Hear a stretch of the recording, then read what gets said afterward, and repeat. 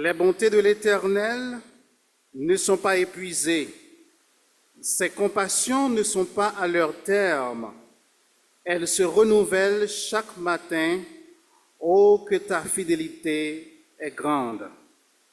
Frères, sœurs de l'Assemblée Shalom Baptiste Fondamentale, bonjour. Bonjour, frères et sœurs en Christ. C'est avec beaucoup de joie que nous vous accueillons ce matin à notre culte d'adoration. Nous bénissons le Seigneur pour ce privilège qu'il nous accorde d'être ensemble pour l'adorer en esprit et en vérité. Nous sommes contents de vous accueillir ce matin. Et à regarder votre visage, je peux dire que vous êtes dans la joie. C'est le cas? Amen. Pendant que nous nous apprêtons à adorer le Seigneur ce matin, il y a des choses que nous devrions avoir à l'esprit. Ce dont nous devons nous souvenir, mes chers amis, c'est que les bontés de l'Éternel ne sont pas épuisées. Ses compassions ne sont pas à leur terme. Elles se renouvellent chaque matin. La fidélité de Dieu est grande à notre égard. Comment devons-nous répondre à tout cela? Nous devons l'adorer en esprit et en vérité et avec joie. C'est ce que je vous invite à faire ce matin. Oubliez tout, essayons de nous concentrer sur le Seigneur pour lui offrir un culte qui lui soit agréable. Pour nous diriger dans le culte de ce matin, notre pasteur Jean-Maxime Pierre-Pierre. Bonne adoration à chacun de vous. Frères et sœurs, bonjour. Je vous invite à vous lever afin que nous entonnions le premier cantique « Je lève les yeux vers les monts que j'aime ».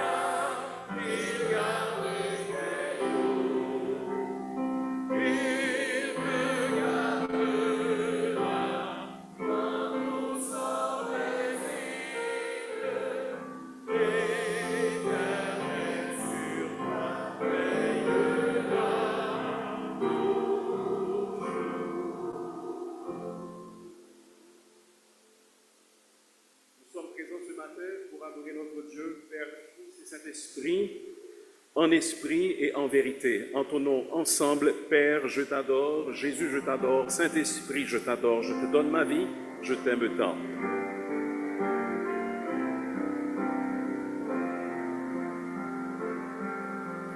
Père,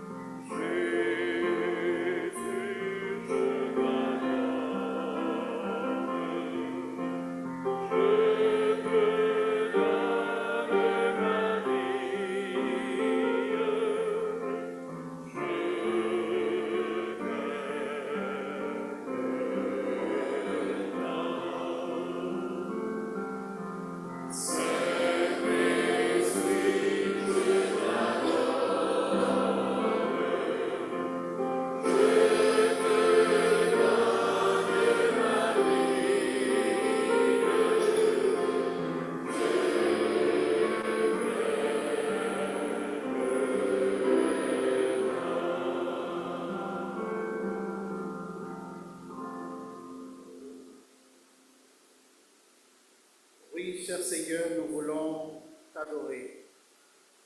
Nous voulons offrir notre vie à toi comme un sacrifice de bonne odeur. Nous sommes ici ce matin, c'est parce que nous sommes en train de chercher ta face. Nous voulons exprimer notre gratitude à ton égard pour tes multiples bienfaits et bénédictions manifestées à notre égard chaque jour. Seigneur, merci de nous rappeler ce matin que tes bontés ne sont pas épuisées, tes compassions ne sont pas à leur terme, elles se renouvellent chaque matin. Merci de nous rappeler ce matin que tu es un Dieu fidèle et il nous est impossible, Seigneur, de mesurer ta fidélité. Père, nous voulons exprimer notre gratitude envers toi ce matin à travers ce culte d'adoration. Mais Seigneur, nous savons qu'au cours de cette semaine, nous avons péché contre toi. Nous voulons te demander pardon pour les péchés que nous avons faits, que ce soit par nos actions, par nos paroles, par nos pensées. S'il te plaît, Seigneur, lave-nous avec le sang de ton Fils Jésus, versé à la croix pour nous, pour que nous puissions t'honorer ce matin à travers ce culte d'adoration. Ceux qui sont découragés, permets qu'ils trouvent une parole d'exhortation. Ceux qui se sentent abandonnés, permets qu'ils se souviennent que tu es toujours avec eux. Ceux qui ne te connaissent pas et qui résistent à ton Saint-Esprit, nous te demandons de leur parler à travers ce culte d'adoration et qu'ils prennent la décision de se donner à toi, Seigneur. Nous te remettons tous ceux qui ont une part active dans ce programme. Permets qu'ils soient tous dirigés par ton Saint-Esprit et que notre âme aussi soit édifiée à la fin de ce culte. Reçois notre prière que nous t'adressons, non en fonction de nos mérites, mais au nom de ton Fils Jésus, à qui revienne la gloire, la puissance au siècle des siècles. Amen. Pendant que nous restons dans cette même position, nous allons lire de manière alternative en Exode chapitre 20, du verset 1 au verset 17. Exode 20, 1 à 17, nous allons lire de manière alternative.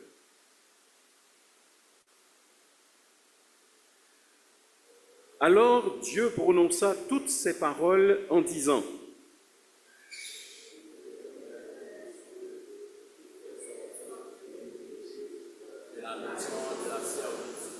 Tu n'auras pas d'autre Dieu devant ma face.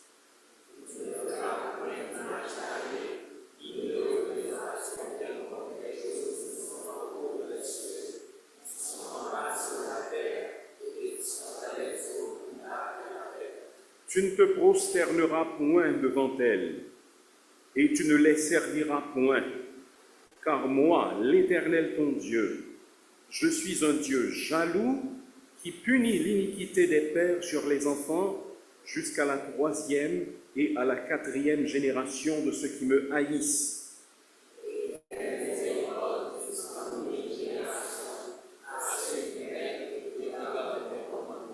Tu ne prendras point le nom de l'Éternel ton Dieu en vain, car l'Éternel ne laissera point impuni celui qui prendra son nom en vain.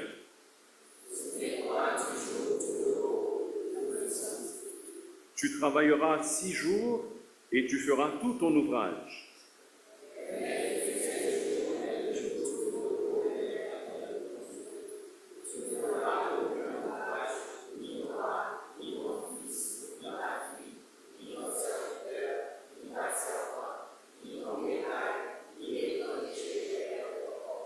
Car en 6 jours, l'Éternel a fait les cieux, la terre et la mer, et tout ce qui est contenu, et il s'est reposé le 7e jour. C'est pourquoi l'Éternel a béni le jour du repos et l'a sanctifié.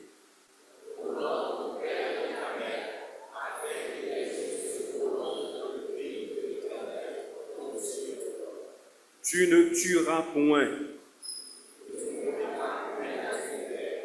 Tu ne déroberas point.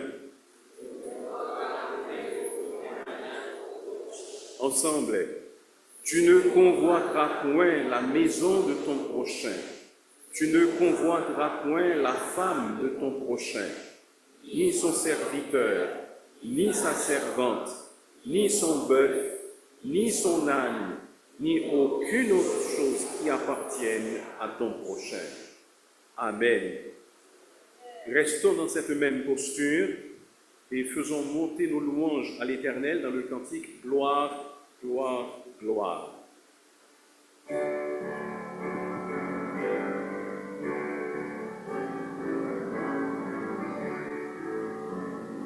Gloire, gloire, gloire, honneur et puissance, que ton nom soit exalté sur terre et dans les cieux. Gloire, gloire, gloire, grâce, obéissance, pour ton amour.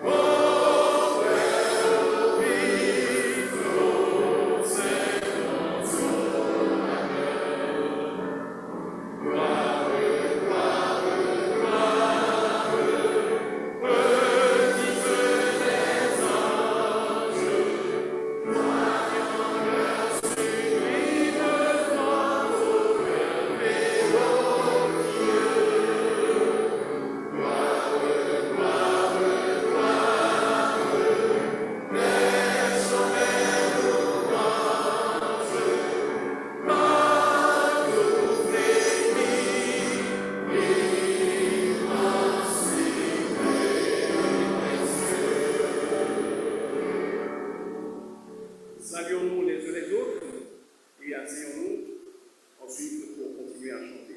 Saluons-nous les uns les autres.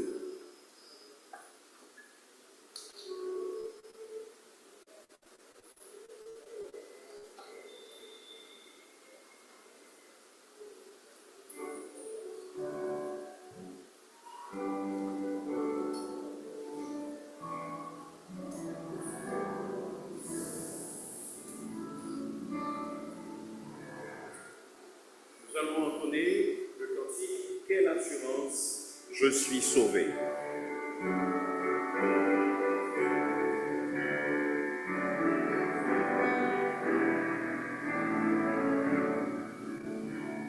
Quelle assurance, je suis sauvé, quel amour du ciel m'est donné.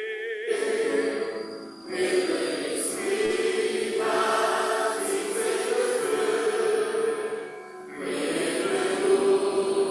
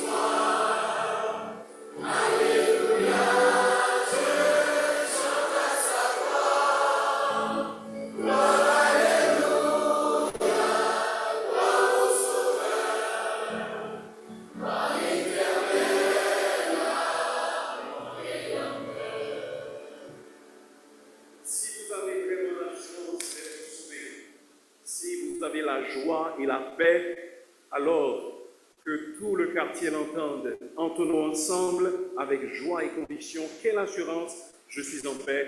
Et au refrain, laissons éclater nos voix pour qu'elles arrivent jusqu'aux cieux. Quelle assurance, je suis en paix. La paix de Jésus durera jamais. Paix de sa bonté, de son amour, nous paix pour son glorieux. C'est mon principe, c'est mon histoire. Alléluia, je chante à sa gloire. Gloire, alléluia, gloire au Sauveur. Gloire éternelle à mon Rédempteur. Amen. Vous avez bien chanté. Prions le Seigneur. Ô notre Dieu, nos voix s'élèvent à toi ce matin pour t'exalter, pour te louer. Nous te célébrons parce que tu as fait de nous, ton peuple, le troupeau de ton pâturage. Nous t'exaltons, ô Dieu, parce que tu nous as rachetés. Avant même la fondation du monde, tu as écrit nos noms dans le livre de vie. Merci parce que tu nous as lancé, à beaucoup d'entre nous ici présents, un appel efficace. Cela veut dire un appel que nous avons entendu et auquel nous avons pu répondre de manière effective. Cependant, Seigneur, nous savons que dans ta parole, tu dis qu'il y a beaucoup d'appelés, mais peu d'élus. Et c'est pour cela que nous en profitons pour te prier pour ceux qui ont déjà entendu l'appel, mais qui n'y ont pas encore répondu. Ils sont présents ce matin et nous prions que tu touches leur cœur afin qu'ils répondent à cet appel, à mettre leur confiance au Seigneur Jésus-Christ et à recevoir la vie éternelle en lui. Notre Père, te célébrons et nous reconnaissons ta gloire et ta puissance. C'est toi qui remplis l'univers dans son intégralité. Tu préserves notre monde en existence. Et tu permets, ô notre Dieu, que notre planète et notre monde ne se désintègrent pas. Merci pour Jésus, ton Fils. Tu prouves ton amour envers nous, en ce que, lorsque nous étions encore des pécheurs, Jésus, ton Fils, est mort pour nous. Et Seigneur, à peine mourrait-on pour quelqu'un de juste, quelqu'un peut-être mourrait pour un homme de bien, mais lui, il est mort pour nous, alors que nous étions encore des pécheurs, alors que nous étions empêtrés dans la boue de notre péché, de notre iniquité. Que ton nom soit béni pour cette délivrance que tu nous accordes. Anime-nous, Seigneur, d'une reconnaissance telle que nous accepterons de parler de toi, de répandre ta parole à ceux qui ne connaissent pas encore cette merveilleuse nouvelle, afin qu'eux aussi reçoivent l'Évangile et connaissent le Seigneur Jésus. Nous voulons te remercier, ô notre Dieu, parce que tu nous accordes des dons nombreux, très nombreux. Merci pour, comme nous le chantons souvent, l'été, l'hiver, les saisons fertiles. C'est vrai que nous n'avons pas des saisons comme l'été et l'hiver dans notre pays. Cependant, Seigneur, nous savons que tu es fidèle. Jamais nous ne sommes allés au lit nous demandant si le soleil allait se lever le lendemain. Jamais nous ne nous sommes endormis nous demandons s'il y aurait suffisamment d'oxygène. Mais nous avons toujours eu confiance, Seigneur, que toi-même, le Créateur, le Bienfaiteur, toi qui fais lever ton soleil sur les bons et les méchants, qui fais pleuvoir sur les justes et les injustes, que tu prendrais soin de nous. Merci de ce que par surcroît tu nous donnes de quoi pourvoir à nos besoins.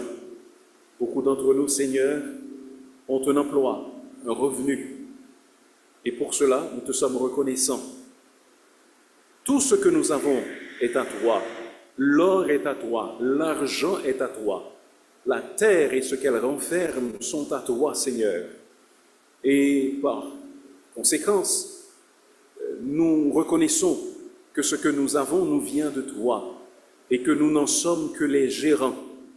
Aide-nous à bien administrer tous les dons que tu nous as confiés, non seulement les biens matériels, mais aussi les dons spirituels, les opportunités, notre temps, nos relations. Aide-nous à être des administrateurs tels que lorsque nous te verrons face à face, tu puisses dire de nous, bien fait, bon et fidèle serviteur, entre dans la joie de ton maître. Nous t'offrons ce matin l'Assemblée Shalom, Seigneur, ces différentes entités. Nous te demandons de nous animer de plus grands zèles.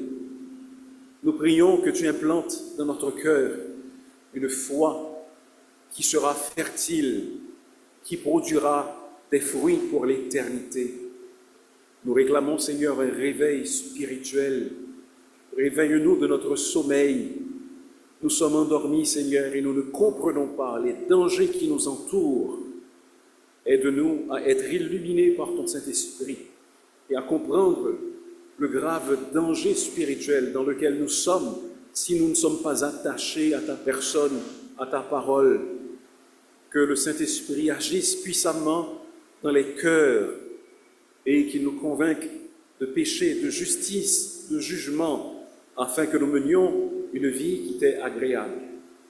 Seigneur, aujourd'hui même, nous prions que nos cœurs puissent entendre ta parole avec avidité et que nous laissions cette parole nous transformer, nous rendre différents.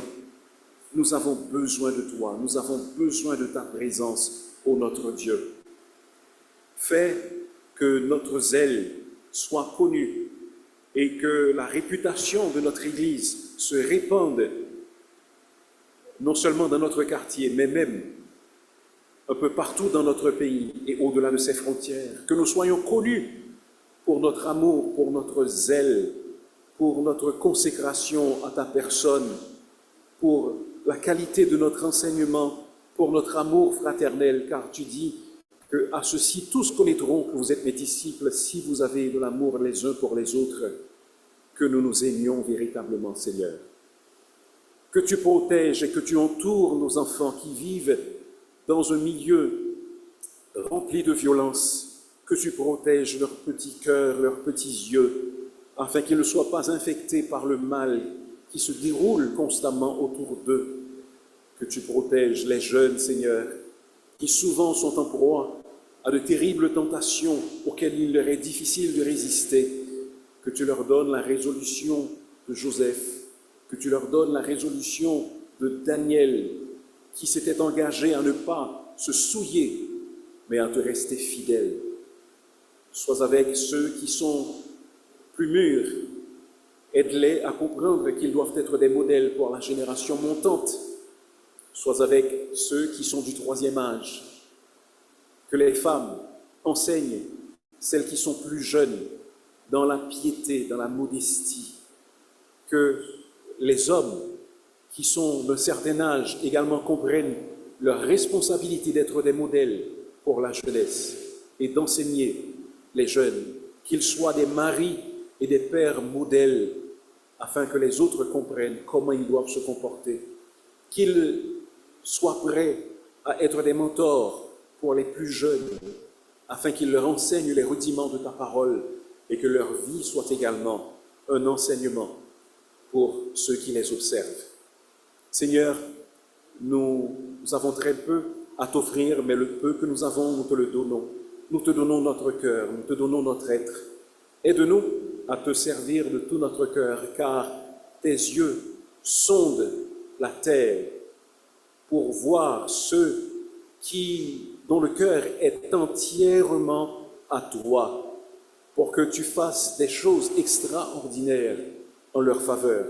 Alors Seigneur, nous voulons être à toi entièrement, afin que ton bras se montre fort en notre faveur et que ta grandeur se manifeste dans notre vie et dans celle de notre Église. Accepte nos prières, non que nous en soyons dignes, cependant, nous venons auprès de toi dans le nom puissant de notre Seigneur Jésus-Christ, qui nous a instruits à nous approcher de toi en son nom, donc nous savons que nous obtiendrons des réponses certaines à nos prières. Amen. Proverbe, chapitre 20, du verset 1er jusqu'au verset 20.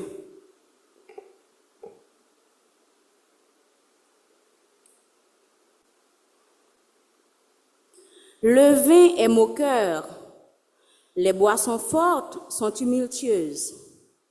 Quiconque en fait excès n'est pas sage. La terreur qu'inspire le roi est comme les rugissements d'un lion. Celui qui l'irrite pêche contre lui-même.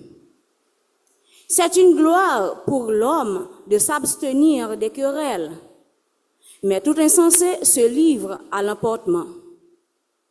À cause du froid, le paresseux ne laboure pas. À la moisson, il voudrait récolter, mais il n'y a rien. Les desseins dans le cœur de l'homme sont des eaux profondes, mais l'homme intelligent sait y puiser. Beaucoup de gens proclament leur bonté, mais un homme fidèle, qui le trouvera? Le juste marche dans son intégrité.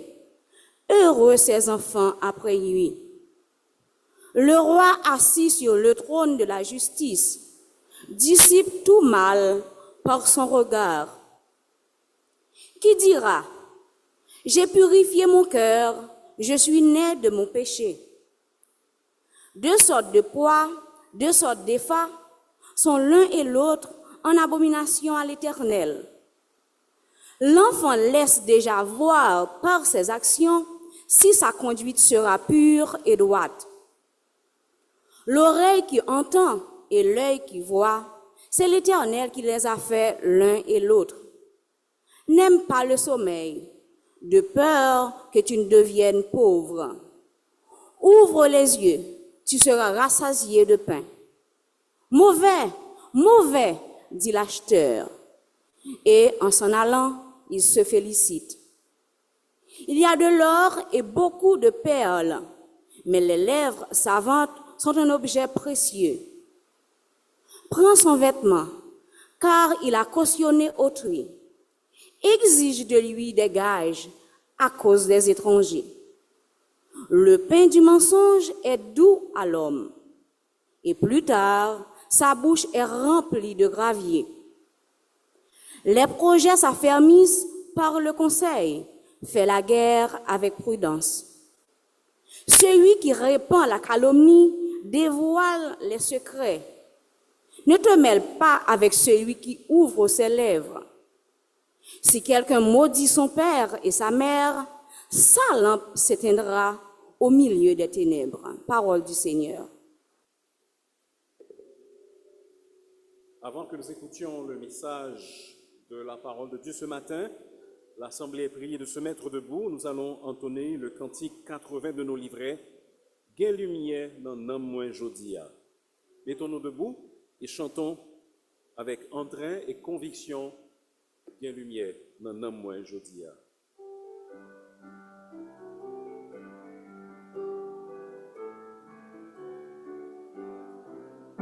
Gain lumière.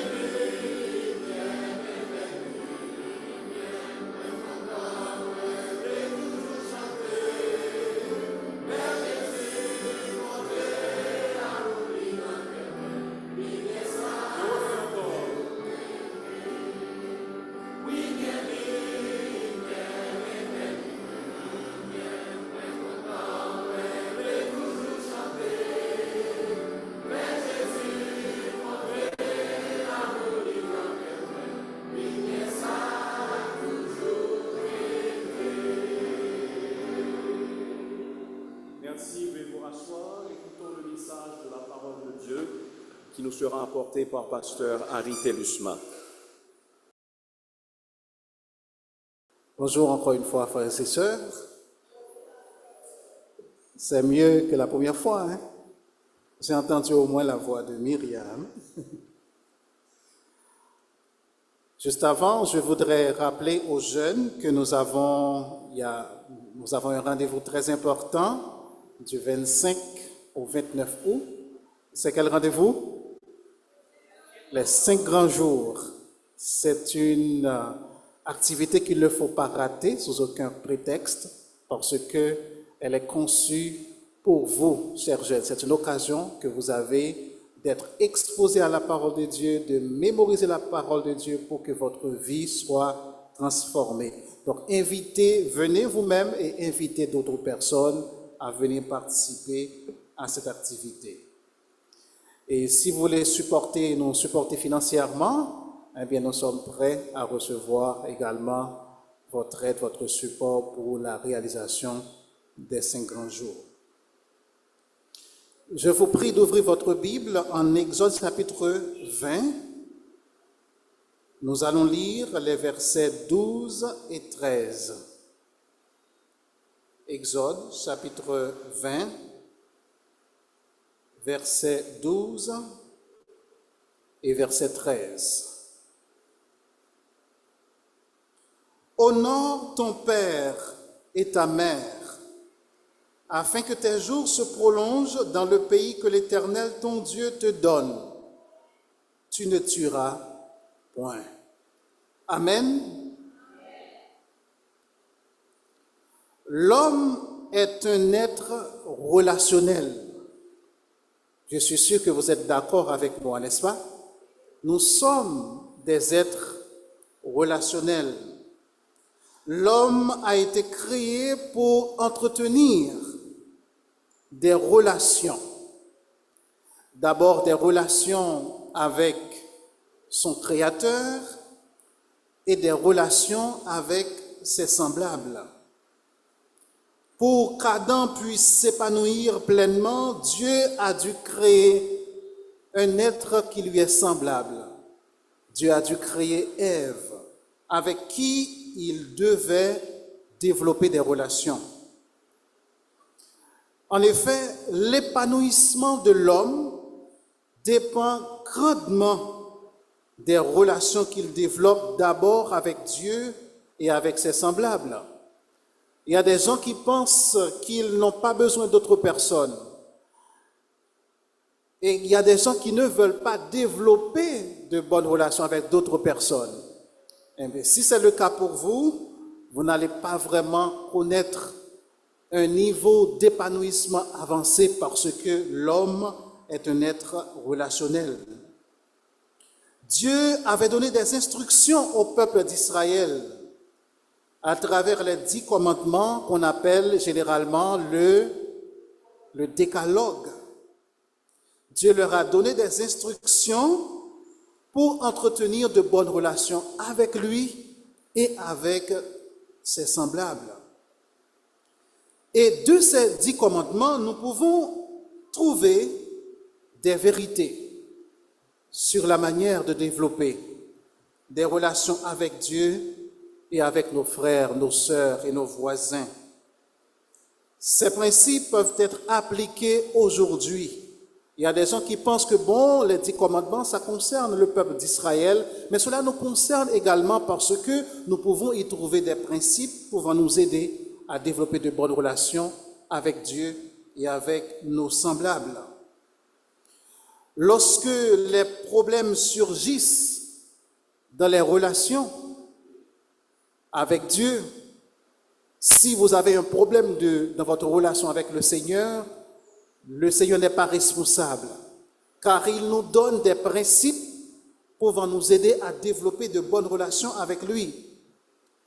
S'il y a des problèmes de relation avec les autres, avec nos prochains au sein du mariage, le problème n'est pas du côté de Dieu. Le problème est de notre côté. Et si nous voulons résoudre les problèmes de relation, il y a une question que nous devrions tous nous poser. quel principe que nous n'avons pas appliqué dans notre relation avec les autres. Dieu lui-même, il nous donne des instructions pour que nous puissions savoir comment développer de bonnes relations avec lui et avec les autres. Les 4 premiers commandements donnent des directives sur la relation avec Dieu, tandis que les 6 autres commandements donnent des directives sur les relations avec les autres. Nous avons déjà entendu 2 sermons sur les 4 premiers commandements et aujourd'hui, nous allons nous focaliser sur le 5e et le 6e commandement. Considérons à présent le 5e commandement et nous trouvons sa formulation en Exode chapitre 20, le verset 12, qui nous dit quoi? Que nous dit le texte?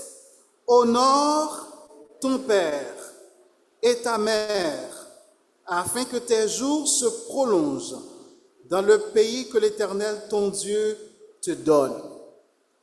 Alors, ce 5e commandement est le premier commandement de la 2e catégorie.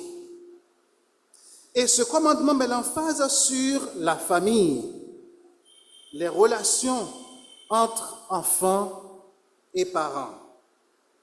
C'est un argument en plus qui montre à quel point Dieu valorise la famille, parce que ce commandement a un lien étroit avec la famille. Le texte nous dit « Honore ton père et ta mère ». Le texte ne dit pas « Honore ton père seulement » ou bien « Honore ta mère seulement ». Le texte nous dit « Honore ton père et ta mère ».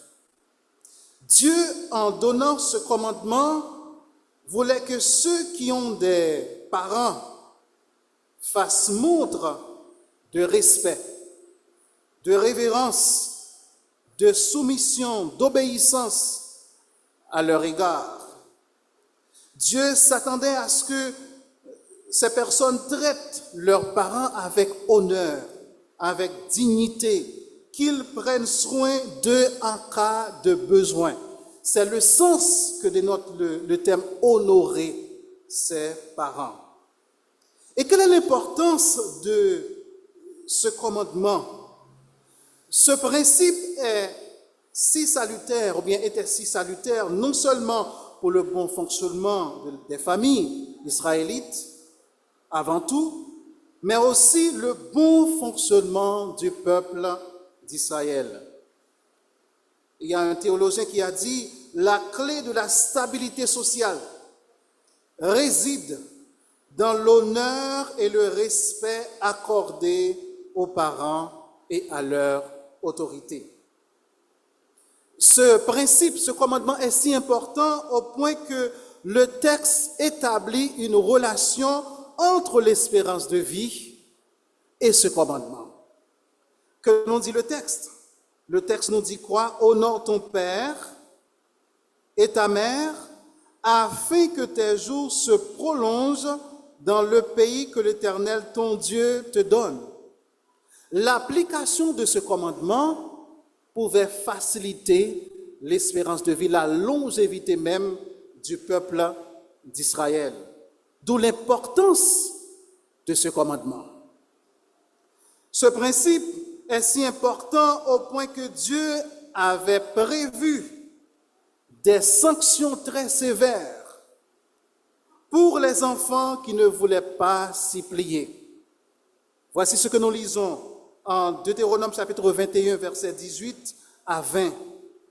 Si un homme a un fils indocile et rebelle, n'écoutant ni la voix de son père, ni la voix de sa mère, et ne leur obéissant pas même après qu'ils l'ont châtié, le texte nous dit au verset 19, le père et la mère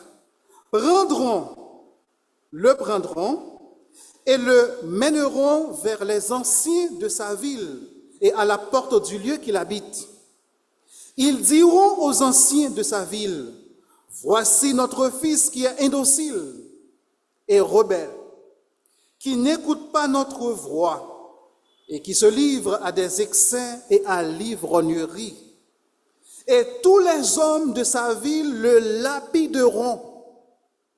Vous avez entendu cela? Le lapideront et il mourra. Tu ôteras ainsi le mal du milieu de toi, afin que tout Israël entende et craigne. Vous voyez, lorsque nous regardons les sanctions qui devaient être appliquées à l'égard des enfants qui ne respectent pas ce commandement, nous voyons à quel point que le Seigneur avait donné de l'importance à ce commandement. Les parents avaient la responsabilité d'emmener leur enfant indocile aux anciens pour qu'on le lapide. Combien d'enfants ici seraient en vie si ce principe était en application aujourd'hui? Quels sont les enfants qui seraient en vie? Alors, je vois une seule main, mais c'est une grande enfant qui a levé la main. Donc, c'est important, vous voyez, mes chers amis, l'importance de l'application de ce commandement. Dieu accorde une si grande importance à ce commandement qui fait exigence aux enfants d'honorer leurs parents, au point qu'il le reprend dans le Nouveau Testament à travers les écrits de l'apôtre Paul, en Éphésiens chapitre 6, versets 1 à 3.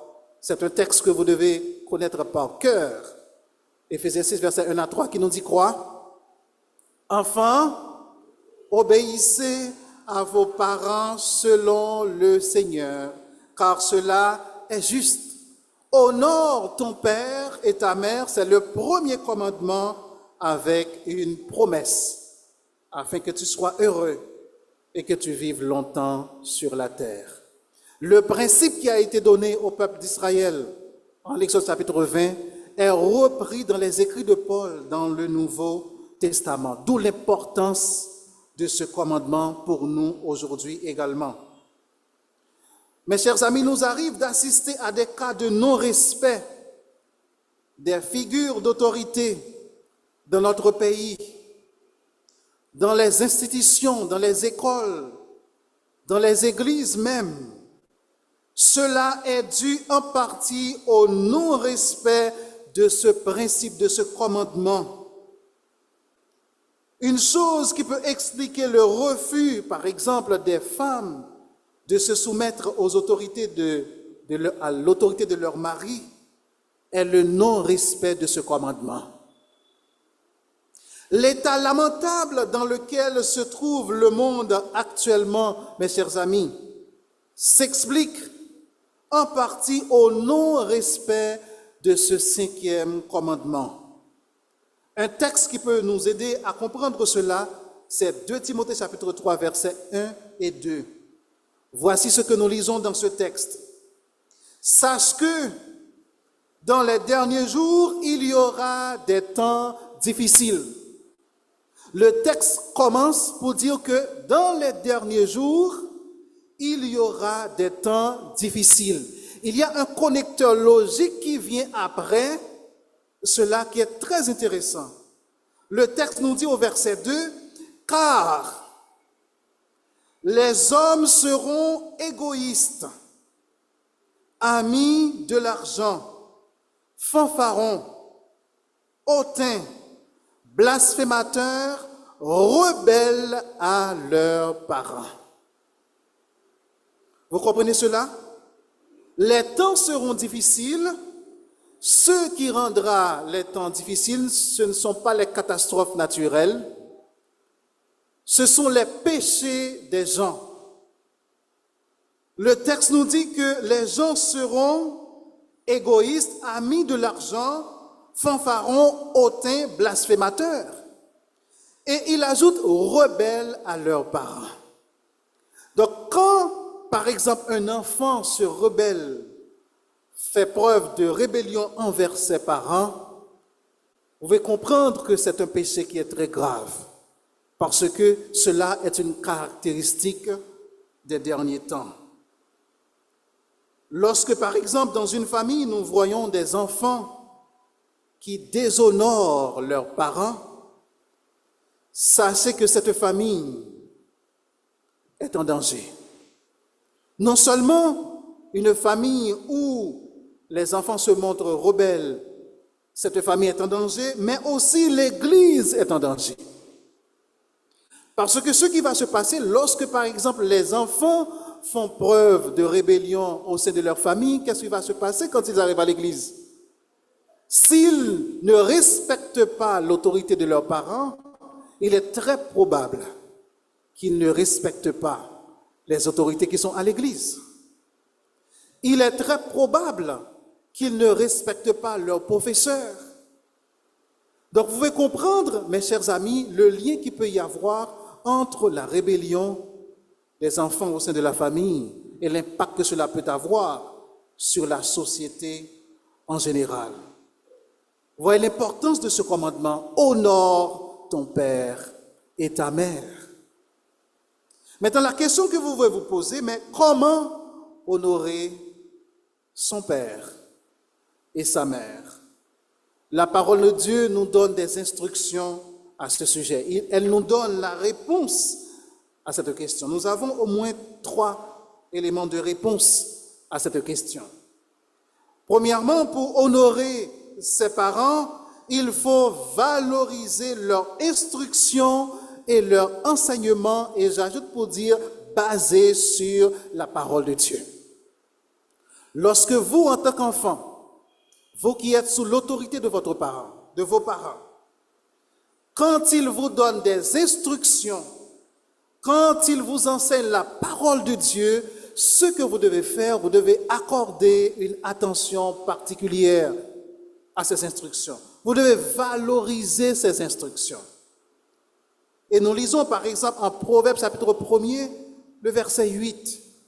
Le texte nous dit, « Écoute mon fils, l'instruction de ton père, et ne rejette pas l'enseignement de ta mère. » Ce faisant, vous valorisez leur instruction, leur enseignement.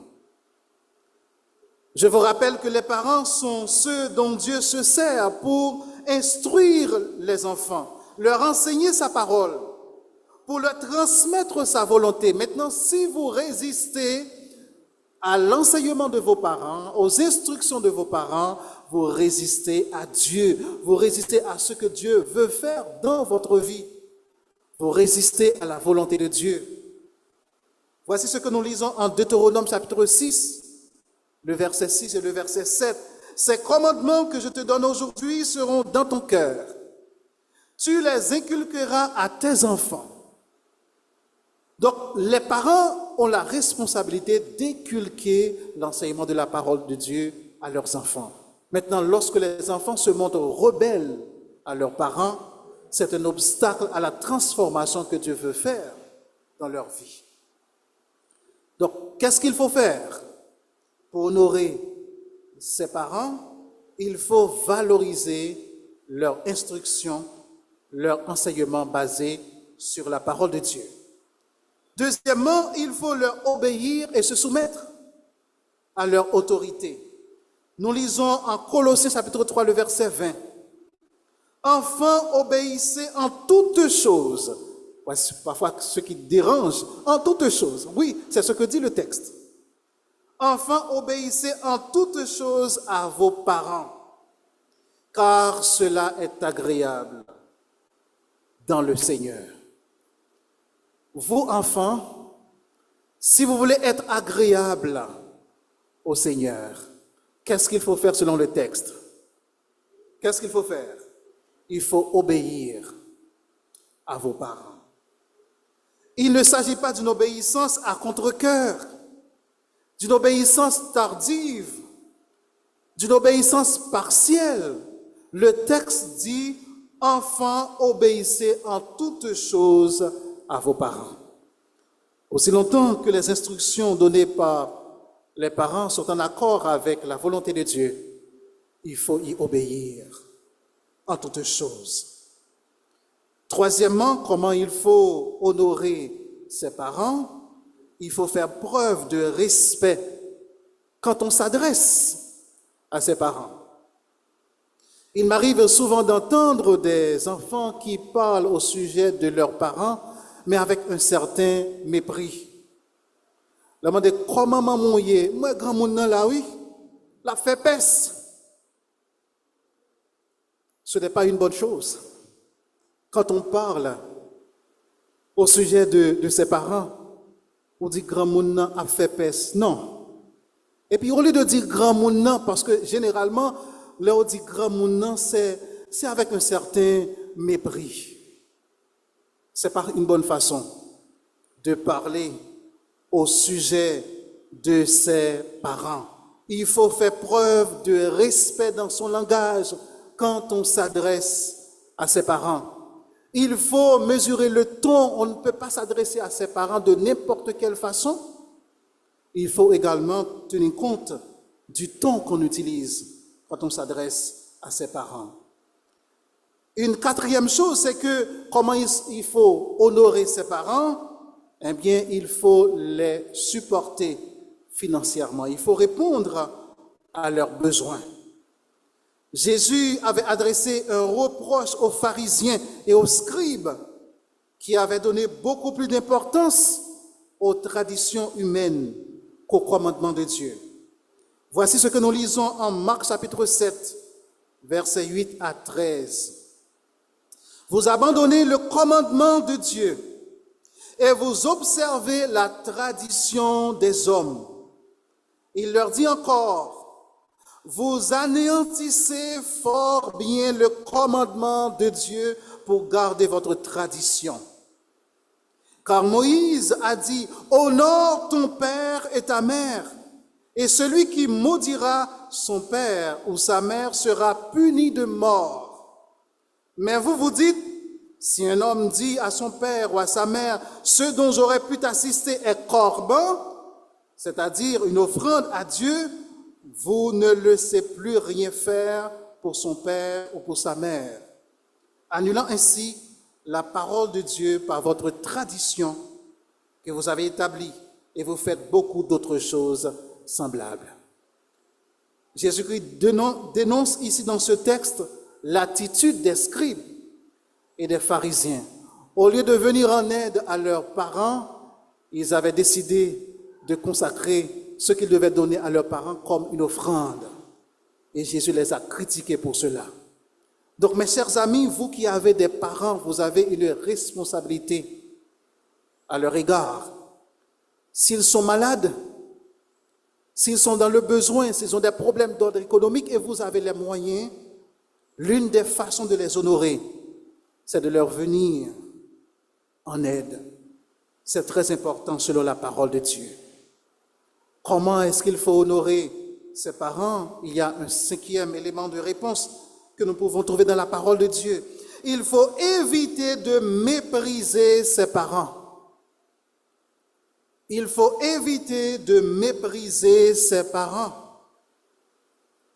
Cela arrive souvent lorsque parfois les parents sont malades, parfois ils sont abandonnés. Or, les enfants devraient les encadrer quand ils se trouvent dans une situation pareille. Voici ce que nous lisons en Proverbes chapitre 15, le verset 20. Un fils sage fait la joie de son père, et un homme insensé méprise sa mère. Si vous méprisez vos parents, la Bible vous considère comme étant une personne insensée. Si vous voulez honorer vos parents, il ne faut pas les mépriser. Un sixième élément de réponse à cette question, comment honorer ses parents? Il faut éviter de les maudire. Il faut éviter de les maudire. Nous lisons en Proverbes chapitre 20, le verset 20 qui nous dit quoi? Si quelqu'un maudit son père et sa mère, qu'est-ce qui va se passer avec cette personne? Qu'est-ce qui va se passer avec cette personne? Sa lampe s'éteindra au milieu des ténèbres. Donc la malédiction de Dieu est sur ceux qui maudissent et celles qui maudissent leurs parents. Mes chers amis, si nous voulons honorer nos parents, nous qui avons des parents, nous devons éviter de les maudire. Le premier commandement, le cinquième commandement, le premier de la deuxième catégorie, met l'emphase sur la famille. Ceux qui ont des parents, leur responsabilité, c'est de faire quoi? C'est d'honorer leurs parents. Et nous venons de voir ce qu'il faut faire pour les honorer. Regardons maintenant le sixième commandement au verset 13, qui nous dit quoi? Tu ne tueras point. Tu ne tueras point. Ce sixième commandement nous invite à valoriser la vie humaine. L'une des raisons pour lesquelles nous devons apprendre à valoriser la vie humaine, c'est parce que l'homme est créé à l'image de Dieu. L'homme, c'est un être précieux pour Dieu. Mais ce que nous constatons dans notre société, à travers le monde, il y a une sorte de banalisation de la vie des gens. Selon l'Organisation mondiale de la santé, il y a plus de 400 000 cas d'homicide dans le monde chaque année. 400 000 cas d'homicide dans le monde chaque année. Pour ce qui nous concerne en Haïti, vous avez entendu les données statistiques pour l'année 2024. Plus de 5 000 cas d'homicide ont été enregistrés. 5 000 personnes au moins ont péri pendant l'année 2024 en Haïti. Savez-vous ce qui était à la base de cela? La violence des gangs, l'insécurité. 5 000 personnes ont péri à cause de la violence des gangs. Voyez, mes chers amis, à quel point que la vie humaine est banalisée. Et ce commandement nous invite à valoriser la vie humaine. Quelles sont les raisons qui poussent parfois les gens à mettre fin à la vie d'autres personnes? La vengeance, l'amour de l'argent, la jalousie, l'envie, la colère, ce sont quelques-unes des causes des cas d'homicide que nous avons partout dans le monde. Et récemment, j'ai été à l'hôpital La Paix parce qu'il y avait un cas, ma femme et moi, nous devons amener quelqu'un qui avait un problème de santé à l'hôpital La Paix. Lorsque nous sommes arrivés à l'hôpital, à la salle d'urgence, nous avons constaté un homme mort. Qui l'a tué? C'est sa femme qui lui a tiré dessus et sa femme lui a ôté la vie. C'est triste de regarder cet homme qui a perdu sa vie parce que sa femme l'avait abattu. Quelle banalisation de la vie humaine. Peut-être vous pouvez dire, bon, je n'ai jamais tué personne. Je ne suis pas de cette catégorie-là qui tue les gens. Mais je voudrais attirer votre attention sur un autre cas d'homicide, des cas d'homicide qu'on néglige parfois. C'est le cas d'avortement. Je suis tombé sur des données statistiques, mais je ne veux pas croire à mes yeux. J'ai consulté un site qui m'a fait comprendre qu'il y a 73 millions de cas d'avortement dans le monde. Je ne veux pas le croire. Je veux croire que c'est pas le cas. Mais ce qu'il faut comprendre, mes chers amis, parfois lorsqu'on compte les cas d'homicide, on ne pense pas aux cas d'avortement. C'est un fléau qui ravage le monde entier. Et laissez-moi vous dire que c'est un fléau qui ravage également la jeunesse haïtienne. J'ai eu une conversation avec un jeune médecin qui m'a fait comprendre que si vous voulez avoir une idée de ce fléau-là, Allez dans les pharmacies et les gens qui vendent les médicaments vous diront quel genre de médicaments que les jeunes achètent. Donc c'est triste. Il y a des jeunes qui pratiquent l'avortement après un cas de grossesse non désirée. C'est un cas auquel on ne pense pas. Lorsqu'on parle de cas d'homicide, on pense au cas d'assassinat, mais lorsque, par exemple, il y a le cas il y a fécondation, si on met un terme à cette vie, eh bien, il y a un cas d'homicide. Il y a un cas d'homicide. Voici ce que nous lisons au psaume 139, versets 15 et 16. Le psalmiste nous dit, « Mon corps n'était point caché devant toi lorsque j'ai été fait dans un lieu secret, tissé dans les profondeurs de la terre, quand je n'étais qu'une masse informe. Quand je n'étais qu'une masse informe, tes yeux me voyaient et sur ton livre étaient tout inscrits les jours qui m'étaient destinés avant qu'aucun d'eux existât. » Imaginez ce qui arriverait si la mère de ce psalmiste avait mis fin à sa vie.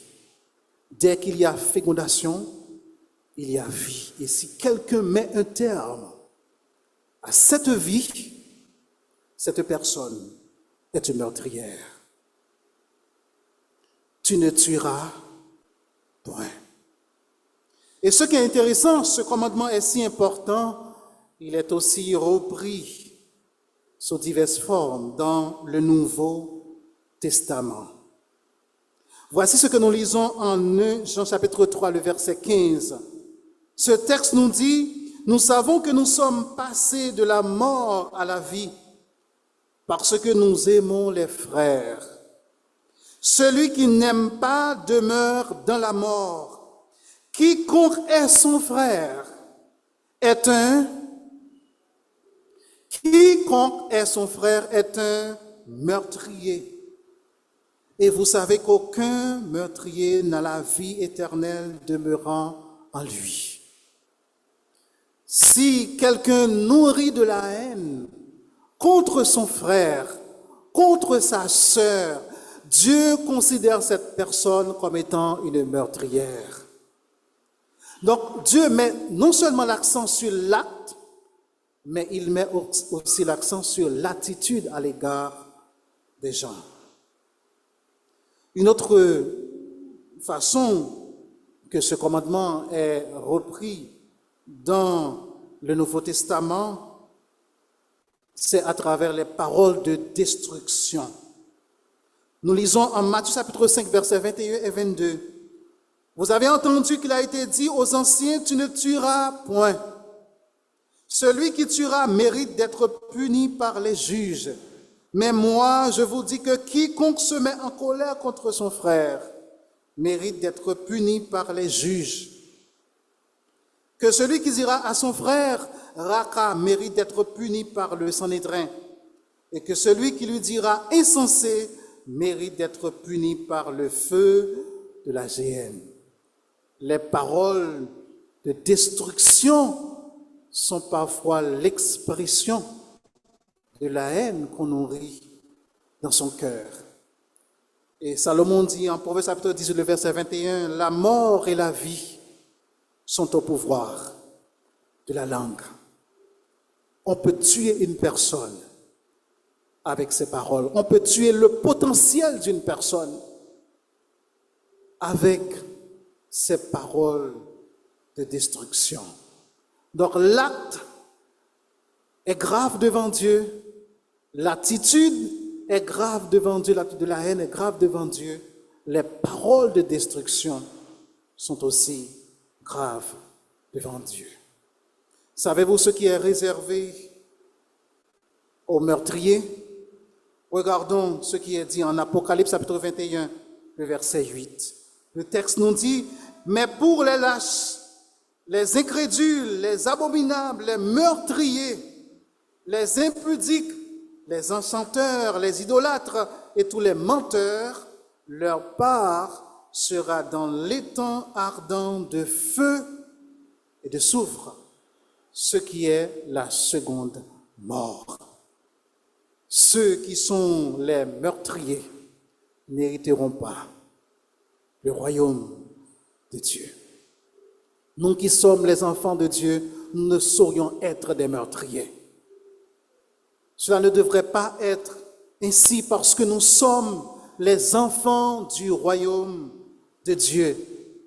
Nous devons nous efforcer lorsque nous parlons, lorsque nous nous adressons à nos frères, à nos sœurs, à nos voisins, d'utiliser des mots pour les construire et non des mots pour les détruire.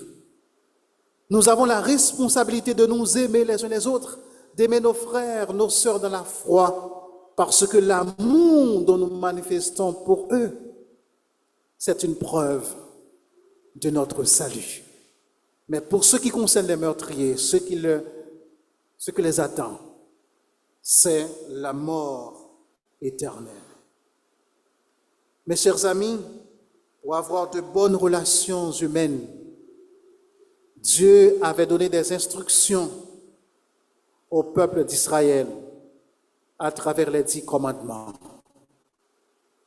Et nous venons de voir le 5e commandement qui met l'accent sur la relation au sein de la famille. Ce commandement nous demande de faire quoi? D'honorer les parents. Nous avons cette responsabilité d'honorer les parents. Le 6e commandement nous demande d'avoir du respect pour la vie humaine. Tu ne tueras point.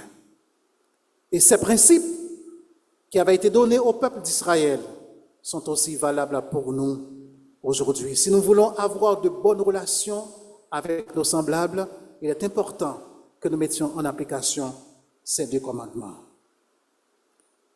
Je vous rappelle que l'amour est le thème qui résume tous les commandements, les 10 commandements.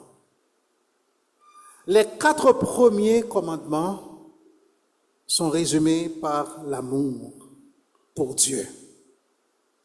Et les 6 autres sont résumés par l'amour pour notre prochain. Galates chapitre 5, verset 14 nous dit « Car toute la loi est accomplie dans une seule parole. » Quelle est cette parole? Quelle est cette parole? Tu aimeras ton prochain comme toi-même. Et lorsque l'expression de notre amour pour notre prochain, c'est aussi l'expression de notre amour pour Dieu, n'est-ce pas? Les premières personnes à bénéficier de notre amour, ce sont les parents. Et nous devons manifester cet amour à leur égard lorsque nous les honorons, lorsque nous les valorisons, lorsque nous les considérons, lorsque nous les traitons avec dignité. Et nous devons aussi exprimer cet amour à l'égard de nos prochains, en respectant la vie humaine. Celui qui nous a donné l'exemple de cet amour, c'est notre Seigneur Jésus-Christ.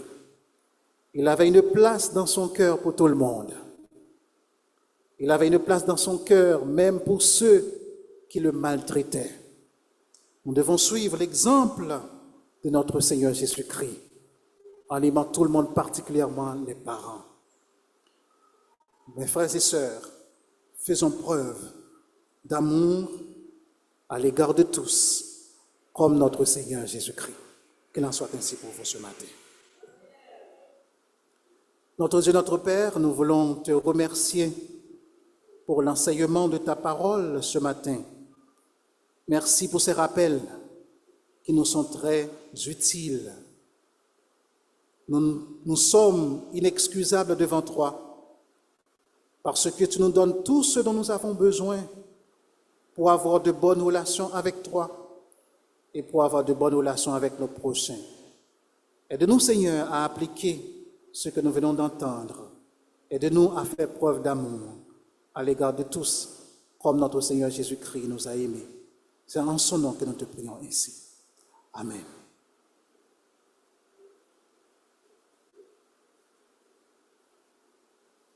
Nous remercions le Seigneur pour sa parole. Les 10 commandements constituent la volonté de Dieu pour les hommes de tous les temps, pas seulement pour le peuple d'Israël, mais aussi pour nous aujourd'hui. Alors choisissons d'obéir à Dieu. Choisissons de croire et d'obéir. C'est ce que nous allons chanter, croire, obéir. Mettons-nous debout et entonnons les paroles du numéro 87 de notre livret de chant.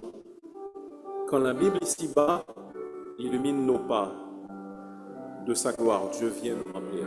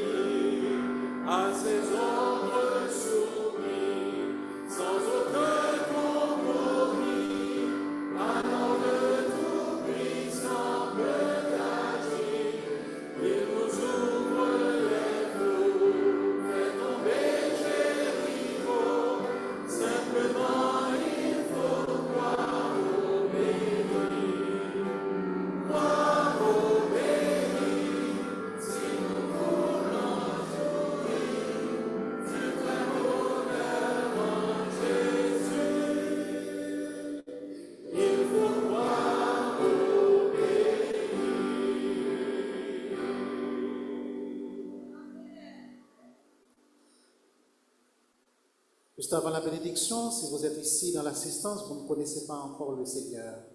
C'est le jour propice pour vous donner à Christ. Ne partez pas, ne laissez pas l'enceinte de cette assemblée pour vous donner à Dieu. Nous serons à la porte pour vous saluer. Si vous ne connaissez pas le Seigneur, nous serons heureux de partager le message de l'Évangile avec vous. Recevons la bénédiction. Que l'Éternel nous bénisse et qu'il nous garde. Que l'Éternel fasse luire sa face sur nous et qu'il nous accorde sa grâce. Que l'Éternel tourne sa face vers nous et qu'il nous donne la paix. Amen.